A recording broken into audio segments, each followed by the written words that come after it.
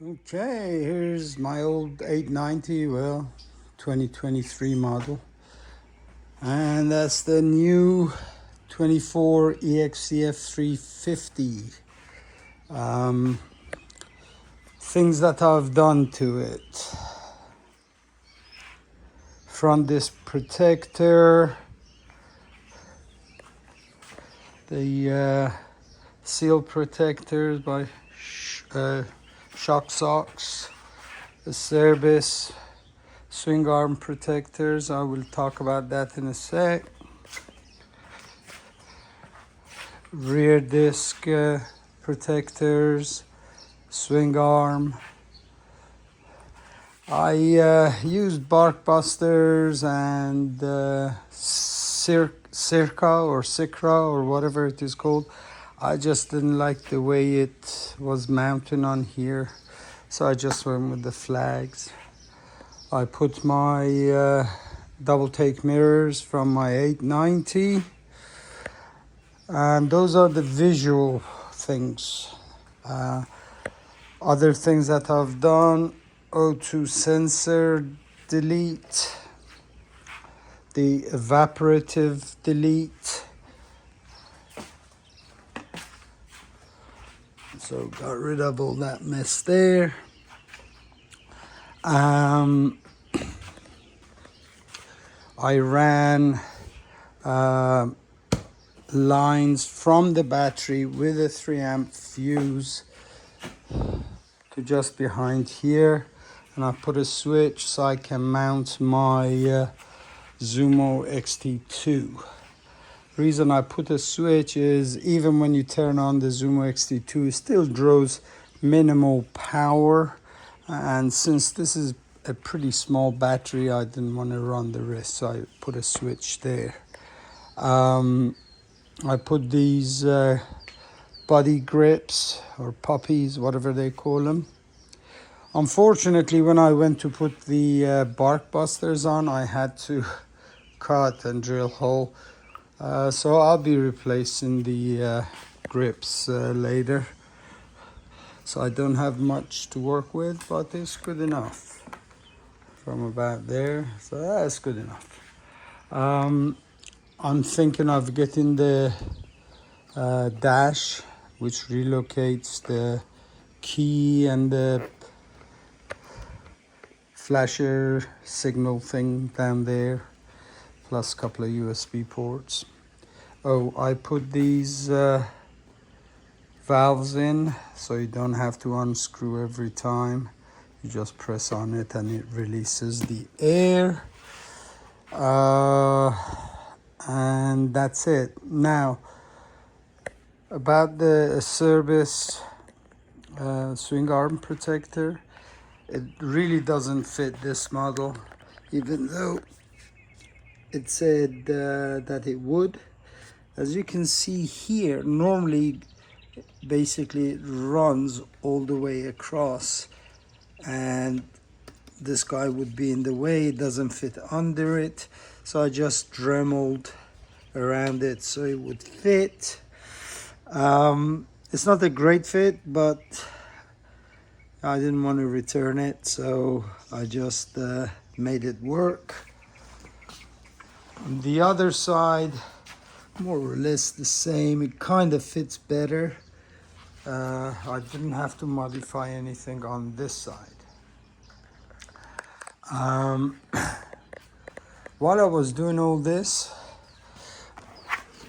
you guys may want to look on yours. You see this heat protection that I've put here? Well, that's a sensor wire from the rear master cylinder, I believe. Yeah. And it goes up to under the seat and it connects there somewhere. Well, it is running right next to the exhaust, and it had actually melted through the jacket. It wasn't even a heat-proof jacket, and it had damaged the wiring. I wish I had taken a picture, but I didn't.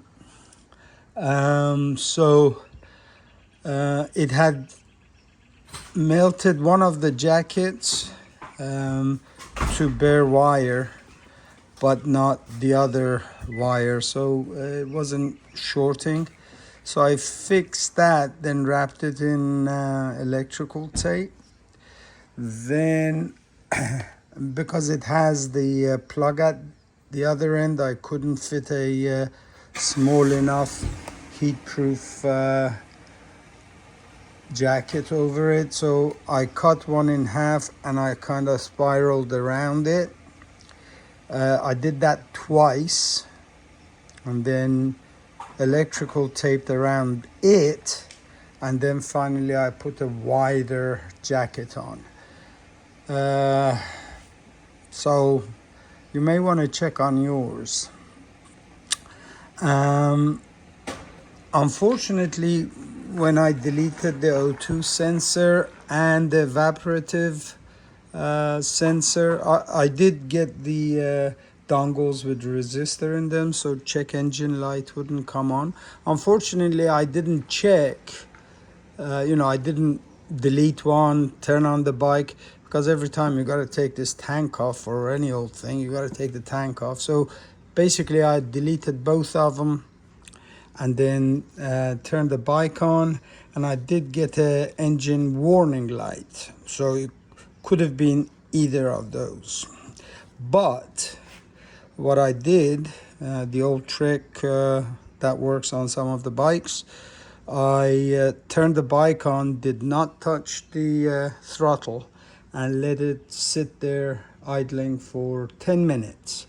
Turned the bike off totally, and then turned it back on, went around the neighborhood, and the check engine light did go out. Also, while I was doing all this, for whatever reason, the horn stopped working. I didn't touch any of the electrical stuff to do with horn. I think what I did is the bike was running, and I'm pretty sure I connected the the horn while the bike was running, so it stopped working. I don't know if it was after that or what, but I do remember I did that. So the off-road unit under here, since 24s don't use any more fuses or relays, it was throwing a red light for the horn. I tested the horn, it works fine, and since there's no fuses, I disconnected the battery, let it sit for a couple of minutes, hooked the battery back up, and now the horn is working fine. One thing with the evaporative delete, I don't know if you can see, yeah, you see that black bolt there? Normally there's a barb, and the hose from the evaporative unit goes into that barb with a clip.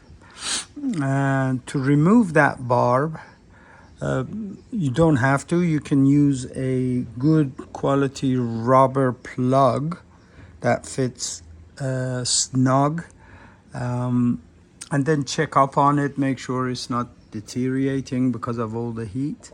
I didn't want to, go through all that, so I did decide to remove it. And the best way to remove it was when you remove the seat and the tank from up here with a 8mm ratchet wrench. I did get it off easily enough. The motor was cool. I didn't have to heat up anything. I just tried it and it came off easy. Now, putting that bolt in, now the bolt is a 10mm head. So in order to be able to work easily, you would have to take the exhaust out, this part, undo these 3 bolts and that 1 bolt, get this out so you can get your tool in there. I didn't want to mess with that. My swivel head wasn't working good either, so what I ended up doing is I stuck a finger from the top and a finger this way, holding the bolt between the two fingers, and I kind of found my way to the hole. And just with the two fingers, I didn't want to cross thread, so I took my time, but I did manage to get it in there eventually and gave it a couple of turns so the threads held. And then using a open wrench 10 mil from the top, I kept turning it. And once it was turned enough turns, I used a ratchet wrench and I tightened that. I don't know the specs for torque on that, but it's going into aluminum, so you don't want to over tighten it. I had the biggest pain, and the bike actually fell on me when I was working on it. I had it jacked up, and I was working on putting that service protector on. So you take the wheel out, and that spacer just wasn't coming out. All my other bikes, the spacer just, you pull them out. But this just didn't want to come out. So eventually, and I don't like beating on it with through the axle, but I just got a flathead. I put some sponge and tape around the end so it wouldn't mar anything, and carefully from this side I put the flathead through, and with a mallet I hit it, and I had to hit it pretty good a few times until it finally popped out. So then I could put the service spacer and the mounting for the plastic thing. So that was the biggest pain, and while I was working on it, I was frustrated, sitting on the ground, this guy jacked up, and I'm moving it back and forth to put the wheel back in. I was pissed off, and I suppose I moved back and forth too much, and the entire bike just fell on me. I was sitting like this on the floor. It actually busted my toenail. And ankle and all that. So I haven't got hurt riding, but I did get hurt. That's a lie. I've got hurt riding. But anyways, so those are the things that I have done. The only other thing I'm thinking of doing is changing the cam, the chain tensioner. And I mean, this bike has, for what I want to do, has plenty of power. So I may consider changing the end cap. But then anytime you do that, you're supposed to remap. So I don't know. Then I would have to extra expense $700 something for a vortex system, so I may not. I will ride it as it is and figure it out. The only other thing that I may do is change the front sprocket one tooth less to give me more low end on trails. I use this to ride trails, and I got the street legal version, so I don't, if I'm just going from the house somewhere, I don't have to trailer it. I may use it to go on BDRs. Yes, I know it's a pain, but I'll go lightweight. I won't carry much.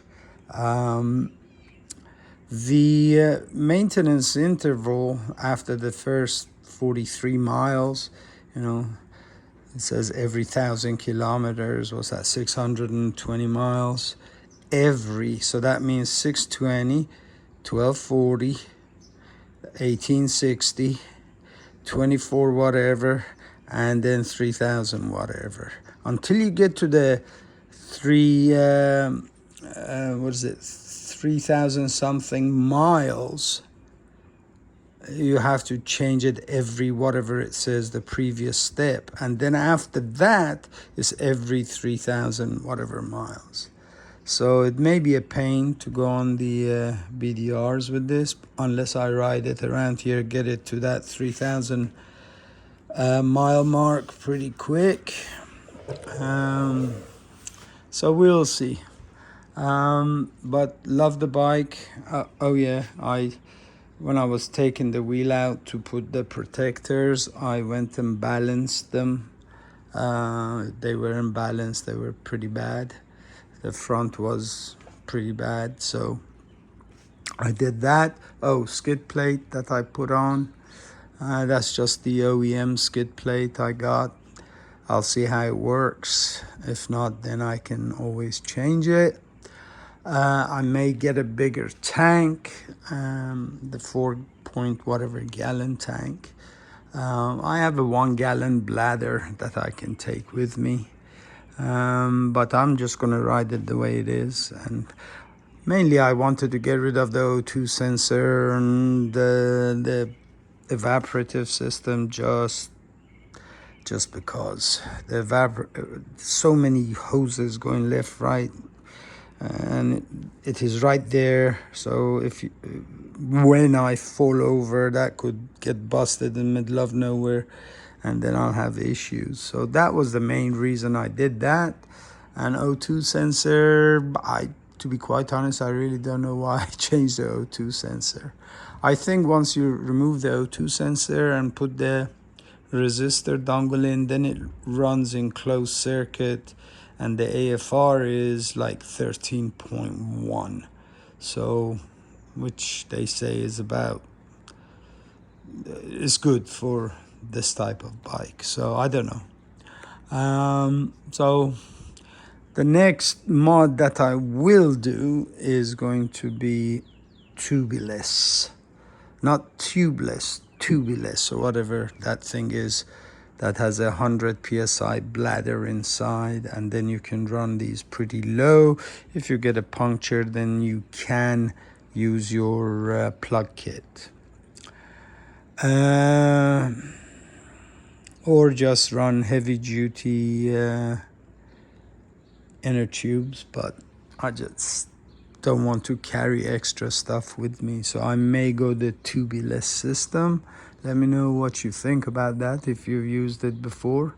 I used to have Moose in my other 350, but I wasn't using that on the road. So, you know, the Moose on the road, you will destroy it pretty quickly. So, and I think that's about it. Love the bike. This fantastic bike. I'm 63 years old, and that sumbitch over there on trails and gnarly stuff, you know, I don't have the energy anymore. So this thing is, when I drop it, it's easy to pick up.